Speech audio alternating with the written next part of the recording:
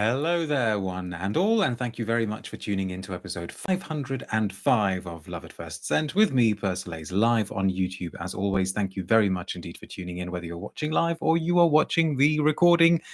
We have some comments already. The first one goes to Alex, who says, "Hello, Mr. P from freezing Austria. Don't worry, it's pretty cold in the UK as well. Some parts of the UK had snow today, and not especially obscure parts either. A little village called London got some snow today, I think. Anyway, Alex's scent of the day is 500 Years by Etalib d'Orange. That's probably a good one for a cold day. Yes, I think the Arctic chill is hitting us, although apparently we're going to have some warmer weather again next week. Oriana is here as well, saying, "Hello everyone, is this going to be a short and salty review?" Alex again says, "L'Odyssey was a masterpiece, but unfortunately not for me." Ralph is here too, saying, "Afternoon, Persolaise, lovely to catch a live. My scent of the day is Eau Duel from Diptyque." You're all very, very welcome. For the benefit of those of you watching live, the plan for today is to attempt to do 4 videos back to back, and I may permit myself to go over the hour mark because 2 of them are sort of going to be showcase videos. So we've got a single perfume review, then we'll come back with a showcase, then a single perfume review again, and then finally another showcase. Let's see how we get on. Hopefully the batteries in the light will last. Lots more people tuning in. You're very, very welcome. Gavin is here as well. Welcome, Gavin. Gavin, our resident researcher, who is going to be finding out all sorts of facts and figures for us, starting with Issey Miyake. Claire is here too. So is Corthe, saying, "Scent of the day, Marfa from Memo Paris." Milad is saying hello from Muscat. Okay. If you haven't already subscribed to this channel, please do consider doing so. And if you would like to find out how you can support my work, you should see a link to my Ko-fi page in the video description below. But enough of the preamble. Let us get going with this. This is, I think we can still say, new, brand new. It's been around for a couple of months, maybe 6 weeks, from Issey Miyake. And it's a masculine scent. Can you see the name there? It's called Le Sel D'Issey. So l'Odyssey was the water of Issey, and this is Issey's salt. And I actually think the minimalist quality of this bottle, I think, is quite striking, and it feels weighty, it feels substantial. The base is quite thick and heavy.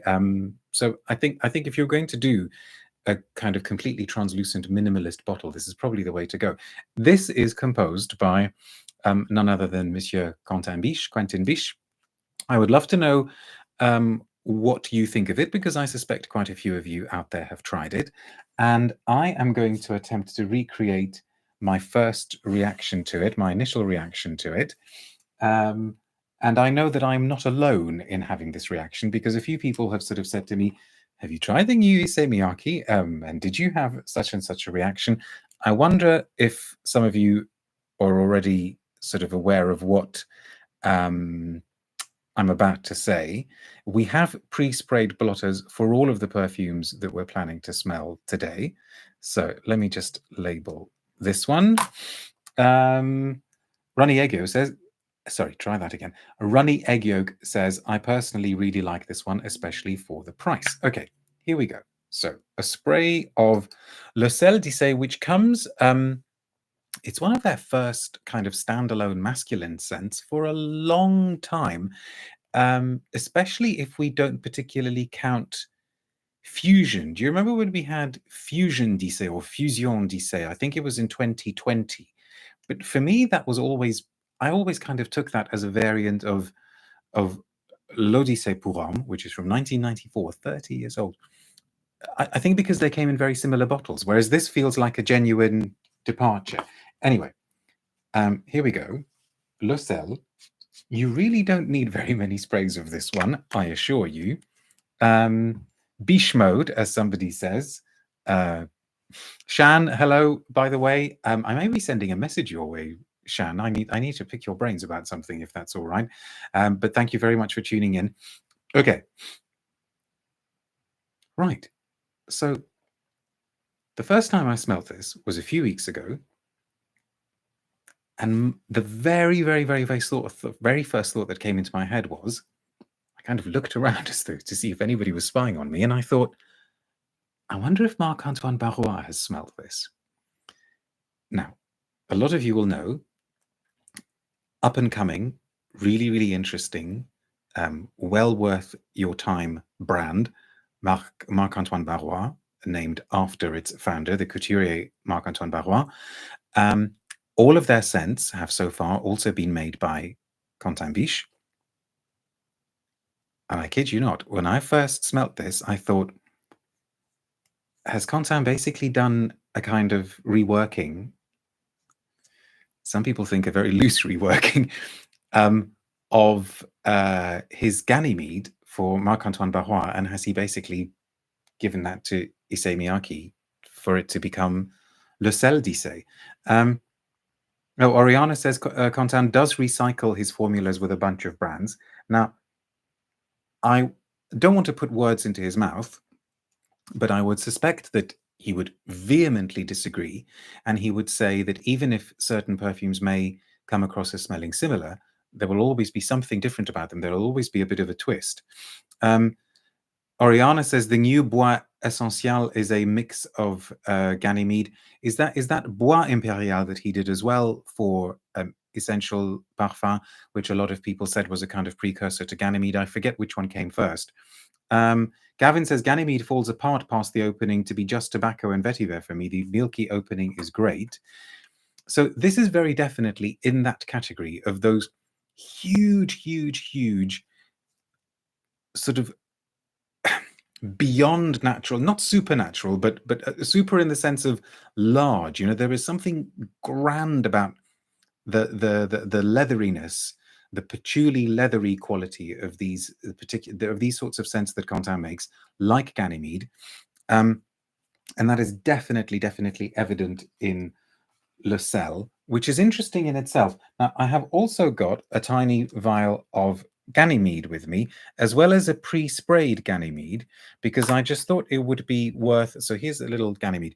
I thought it would be worth comparing them in the dry downs, because I think there is a twist to Le Sel, and appropriately enough, it's a kind of salty note.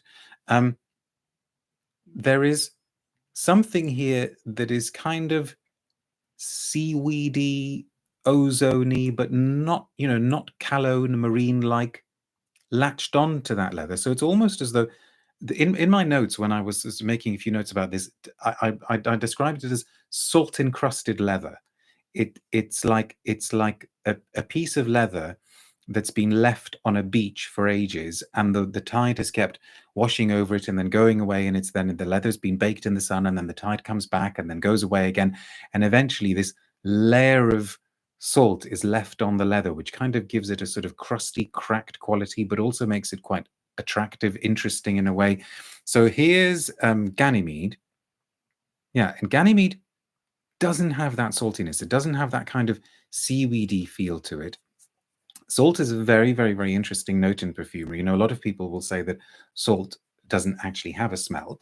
I think some people would counter that by saying that if it has a taste, which it does, then it must also have some kind of a smell element to it. And of course, there are different types of salt available out there, and some are more aromatic. But I would say if it doesn't have a smell, then how come when I'm smelling this and I'm not putting it into my mouth or tasting it, how come I get a kind of salty feel? A pirate's lost jacket at the beach, says Alex. Yes, that kind of thing. Gavin says, why am I thinking of Sel de Vetiver by Celine Eleanor? Is that the inspiration? I don't know. I don't know. Although that was for the different company, wasn't it? That one is much more about the vetiver, whereas I think this is more about the leather. Now, we do have a press release. So let's read the press release, because I think all of these descriptions that I'm giving here of something that is large, that is a sort of supersized leather, that has got this strange seaweedy, salty note, that is not the kind of description that I think we have come to associate with the recent output from Issey Miyake. So I think it's interesting that the brand is going for something like this for their latest release. I think it's also interesting, playing a little bit of the sort of hindsight game. We tend to think now, we've decided, the narrative that we've written about the early 90s is that the original Issey Miyake releases, the L'Odyssée for women and L'Odyssée pour hommes, were these transparent, translucent, light, weightless, airy things. But actually, if you smell them, and if you really cast your mind back, if you were around to that time, if you were old enough to be thinking about perfumes, they were very, very, very diffusive. They were super distinctive, and there was nothing shy about them at all. So perhaps it's appropriate that the brand has gone for something that is equally bolshy, I suppose. There is something quite bold about this scent, and it comes in this minimalist bottle, this sleek, streamlined bottle. But what emerges from it is really quite big. What are you folks saying about it? Fragrantica does not say leather is a note, says Gavin. Well, to me, though, I guess it's when you start getting into that kind of patchouli, vetiver, akigala wood territory, you end up with a sort of leather, I think. Oh, here we go. We've got the chemists in the house, which is great. CJ Lamb says pure sodium chloride, table salt, is certainly odorless, but in real life, salts absolutely have trace elements that give a unique aroma. Okay, thank you very much.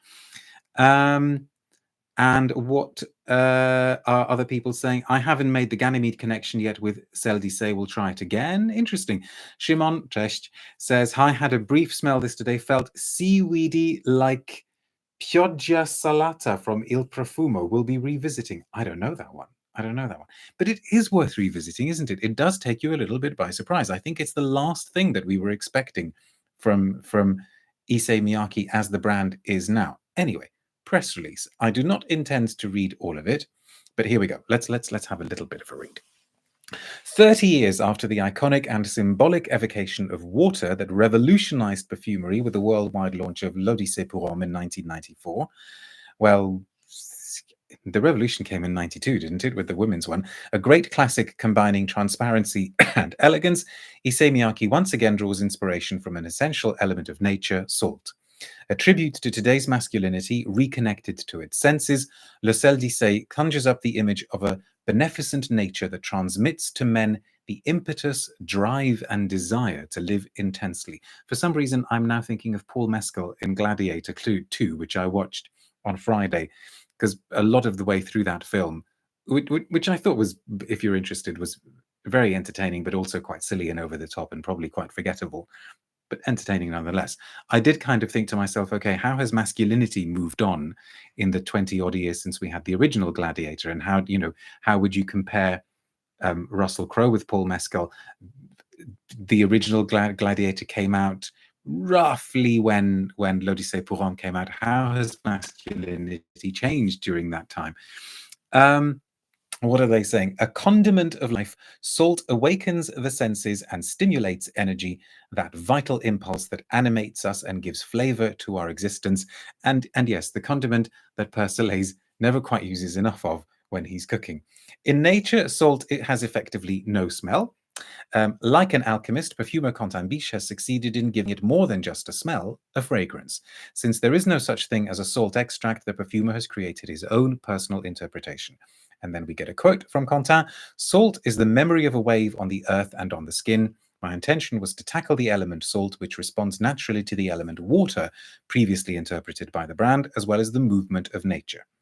The fluidity of this fragrance, with its incisive freshness and both woody and marine notes, constantly moves from sea to land in a reciprocity that gives the fragrance a pulse like a heartbeat." The sea is expressed in the extract of Laminaria seaweed and oak moss, which was once a seaweed and migrated to dry land several thousand years ago. Both are of natural origin. Interesting. Did oak moss? But I suppose everything came from the sea, didn't it? This marine focus is sublimated by the freshness of the sea salt accord and enhanced by a note of natural ginger sparkling with life. And you do get a kind of gingery fizz at the start of it. Shimon says, whoever wrote this was being paid by the word. The earth is embodied in a natural vetiver with powerful mineral facets, cultivated for the first time in sand. Okay, so this is the sand vetiver that Givaudan sometimes used, that Quentin has used. He's certainly used it in an amouage fragrance, as well as in cedarwood of natural origin, upcycled from wood shavings from the furniture industry. All these woody notes give the fragrance its incredible density. We don't need to read much about the bottle, but I will tell you, in case you're interested, that it was designed by the Japanese artist and designer Tokujin Yoshioka, who is often inspired by the phenomena of nature. Interesting. And I guess that is probably just about it. What's the price? So 100 mils in the UK is £101, which is kind of probably pretty standard nowadays. Gavin says the bottle looks like Happy for men. Not you're right, actually. It is very, very, very Clinique Happy, isn't it? And I hadn't made that connection before, but now that you say it, I can't unsee it. But it feels much more substantial. Mimo says, I haven't smelt this one yet, but I imagine the seaweed character might remind me of Cast by Aesop, which I own and love. It didn't make me think of the Aesop, but there we are. Okay, so the all-important dry down test. So this is pre-sprayed. Sel sprayed maybe about 2 hours ago, 3 hours ago, something like that. Okay. It's become more Akigala woodish, but not in an off-putting kind of way. As you know, I seem to be hypersensitive to that material. And that saltiness is still there, but it's now quieter. And I think the tide has washed away. We're in the sun phase, which is an interesting place to end a perfume. But pre-sprayed Ganymede, just for comparison's sake.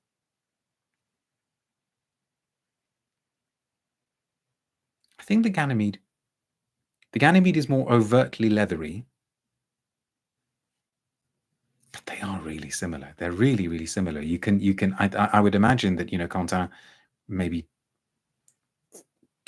I don't know, did he take Ganymede as a skeleton and thought, okay, maybe I can do this, maybe I can do that. But it's fascinating. It's fascinating comparing the two, and it is fascinating that a Ganymede-esque perfume is now in the mainstream. Really, really will be very, very interesting to see how this fares, to see how it does. And it's interesting that, they've started with a masculine. They haven't done a sort of Le Sel for women and then backed it up with a Le Sel D'Issey pour homme. So an interesting move. Let us see if it pays off for Issey Miyake. Anyway, we are done with this episode. I must make sure that I'm not paid by the word, right, Shimon? Because we have 3 more videos to go. Anyway, thank you very, very much for watching this one. We will be back in a few minutes with a kind of mini showcase of a brand new brand. See you in a bit. Bye now.